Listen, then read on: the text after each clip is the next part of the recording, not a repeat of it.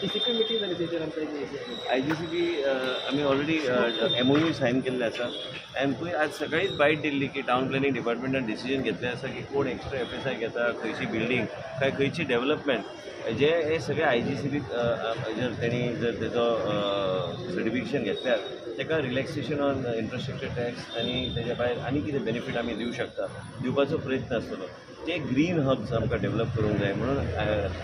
Indian green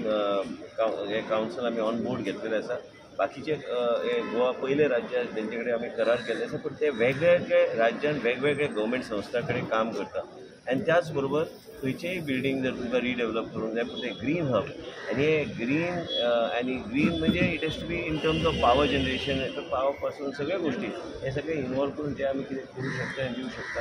लोकांक benefit दिवं शकता म्हणून आमी IGCB घेतलेले आसा from sustainable development point of view आनी तांकां ऑन बोर्डींग इंडस्ट्रीक जे FIR बी लागता ते तुमच्या अंडर आसा सगळे असं कित्याक आयज इंडस्ट्री मिनिस्टर म्हटलां की तांकां एक डबल FIR दिवपाचो प्रयत्न करतले. डेफिनेटली जे कितें इंडस्ट्रीज मिनिस्टर रिक्वेस्ट करता कितें आसता की